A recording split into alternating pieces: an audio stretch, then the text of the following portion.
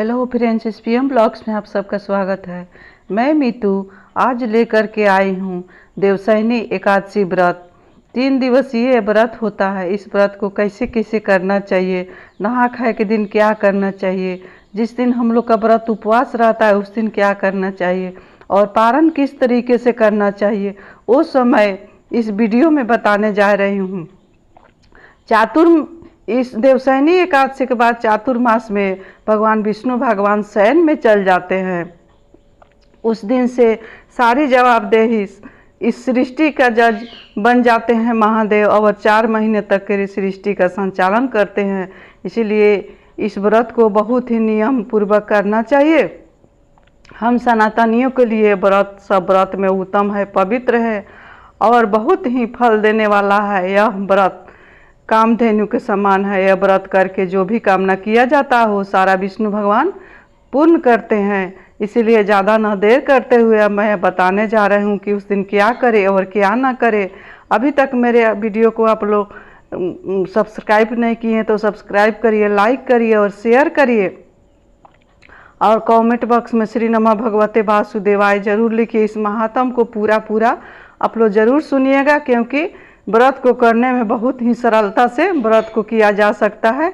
इस वीडियो के सुनने के बाद देवशयनी एकादशी है सो 9 तारीख से ही लग जा रही है। 9 जुलाई से 4:20 से एकादशी प्रारंभ हो जा रही है। 10वीं समाप्त होकर के एकादशी प्रारंभ हो जा रही है, जो कि 10 तारीख को 2:20 तक चलेगी। लेकिन हम लोग को करना है रविवार को ही व्रत करना है, 10 तारीख को, 10 जुलाई वाला। सनातन धर्म में सूर्य उदय का महत्व होता है, इसलिए कोई भी व्रत उदय में करना चाहिए। एकादशी एकदम नियम से उदय में का तिथि का ही लेना चाहिए, क्योंकि 10वीं युक्त एकादशी होता है, उस पूर्ण फल को नहीं देता है और पुण्य को नष्ट भी कर देता है। इसीलिए कभी भी 10वीं युक्त एकादशी को नहीं करना चाहिए, जो कि द्वादशी युक्त एकादशी को ही करना चाहिए। उससे पूर्ण फल की प्राप्ति होती है। एकादशी के नहा खाए के दिन के नियम है कि उस दिन तेल को न खाएं। अपने बाल को अच्छी तरह से धो करके सुबह में जगे और नहा धोआ करके सात्विक भोजन करें। भोजन में लहसुन प्याज नहीं होना चाहिए और चावल भी नहीं होना चाहिए। उस दिन रोटी के खाइए और सेंधा नमक का। शाम को सूर्यास्त से पहले ही कोशिश करें कि उस दिन खाना खा ले। सूर्योदय में ही, सूर्यास्त के बाद दूध पी सकते हैं, फल फूल खा सकते हैं, लेकिन अन्न को त्याग कर दे, क्योंकि 4:20 से ही एकादशी तिथि लग जा रही है। दूसरे दिन जिस दिन उपवास है 10 जून को सुबह जल्दी जगे। 10 जुलाई को जल्दी जगने के बाद उस दिन नहा धोआ करके विष्णु भगवान के सामने बैठ करके एक अखंड दीप जलाना चाहिए, जो कि दीप होना चाहिए सरसों का तेल का नहीं। सरसों तेल एकादशी के दिन निषेध होता है, इसीलिए सरसों का तेल कभी नहीं जलाना चाहिए। नहा धोआ करके बैठ जाना चाहिए और अखंड ज्योत प्रज्वलित करना चाहिए। अखंड ज्योत तिल का तेल या घी का होना चाहिए। उस घी का और तिल का उसमें जान लीजिए कि उस अपने मनोकामना पूर्ण के लिए जो उसमें का बत्ती होता है उस मौली का होना चाहिए। मौली का बत्ती जलाने के बाद उसमें थोड़ा सा हल्दी डाल दे और विष्णु भगवान से अपने मनोकामना के लिए थोड़ा सा अखंड ज्योत होता है उसमें हल्दी रख देना चाहिए। और उसके बाद जो हम लोग दीपक को रखते हैं उसके नीचे थोड़ा सा अनाज रखना चाहिए। अनाज में चावल नहीं होना चाहिए, उसमें जौ गेहूँ जो भी रखना है, तिल जो भी रखना है रख सकते हैं और अखंड ज्योत जलते रहेगा। इससे सारी कामनाएं को पूर्ण करती है ये अखंड ज्योत। और दूसरे दिन पारण के दिन जब वो शांत हो जाए ज्योत, तो उसको क्या करना चाहिए, अपने पूरे परिवार में अपने ऊपर आँख में और लीलार में तिलक लगाना चाहिए और नीचे का जो हिस्सा रखा हुआ रहता है अनाज का उसको चिड़िया को दे देना चाहिए। उससे घर का वास्तु दोष भी समाप्त हो जाता है और पितृ दोष भी समाप्त हो जाता है। इसके बाद उस दिन अपने लड्डू गोपाल को विशेष पूजा पाठ करना चाहिए। पंचामृत से स्नान करा करके उस दिन पीले वस्त्र पहनाने अपने लड्डू गोपाल को, विष्णु भगवान को चरण में 1 रुपया का सिक्का ले करके, फूल ले करके और थोड़ा सा तिल लेकर के विष्णु भगवान से कहना चाहिए कि विष्णु भगवान का अपना नाम और गोत्र बोल करके, अपन जगह स्थान जो है उसको बोल करके इस तरह से कहना चाहिए, जो जिस तरह मैं कह रही हूँ कि मैं मितु गर्ग गोत्र, हे विष्णु भगवान, यहाँ BIT सिंदरी सिवारे से मैं आपका व्रत रख रही हूँ। इस स्थान पर मेरे व्रत को स्वीकार करना हे बाबा, और मेरे कामना को पूर्ण करना और मेरे कष्ट को मिटा देना, मेरे पिछले जन्म का पाप और इस जन्म के पाप को मिटा देना। इस तरह से विष्णु भगवान से कहना है।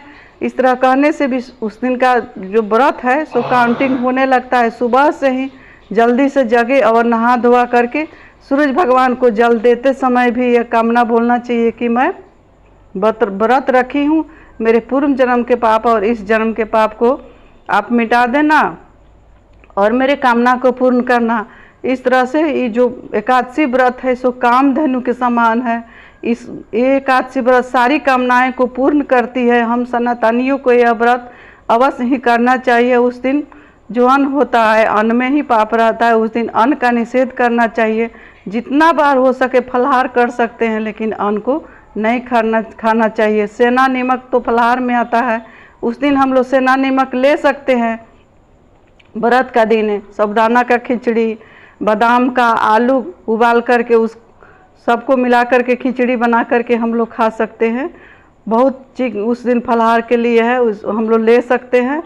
केवल अन्न को छोड़ करके दूसरे दिन पारना के दिन सुबह जल्दी फिर से जगे और उस दिन पारण से पहले सीधा निकाल करके चावल हो या आटा हो, दाल हो, आलू हो, उसमें नमक, थोड़ा सा हल्दी और दक्षिणा कुछ भी होना चाहिए, थोड़ा सा भी होना चाहिए, 100-50 नहीं तो 5-10 रुपया उसमें दक्षिणा रख के ब्राह्मण के यहाँ दे आए। और सबसे पहले जब हम लोग अपने भोजन के लिए, पारण के लिए कुछ बनाए तो अपने लड्डू गोपाल को भोग लगा दे। उसके बाद गाय के लिए थोड़ा सा निकाल दे। उसके बाद हम लोग उस दिन पारण करें, विष्णु भगवान से बोल दें कि हे विष्णु भगवान, आज मैं आपका व्रत का विश्राम दे रही हूँ, आप मेरा व्रत पूजा प्रार्थना को स्वीकार करना बाबा, और मेरे सारे मनोरथ को पूर्ण करना। इस तरह से बोल करके पारना करना चाहिए। और पारना के बाद उस दिन का नियम है कि उस दिन सोते नहीं, द्वादशी तिथि में सोना नहीं चाहिए। किसी कारण बस बीमार हैं हम लोग तो उस दिन सोने के लिए क्या करें कि जब सोना है तो उसका उपाय ये है कि तुलसी के पत्ते को बांध ले, अपने आंचल है या पल्लू है उसमें तुलसी के पत्ते बांध लें और बांध करके सोने से दोष नहीं लगती है। उस दिन तुलसी के पत्ते, और नहा खाए के दिन से लेकर के 2 दिन तक तुलसी के पत्ते या गंगाजल डाल करके ही स्नान करें।